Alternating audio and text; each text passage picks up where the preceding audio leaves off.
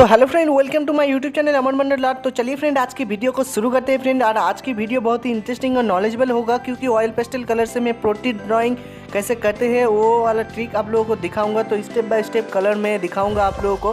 तो वीडियो को बिना स्किप किए वीडियो को एंजॉय करते रहिए फ्रेंड।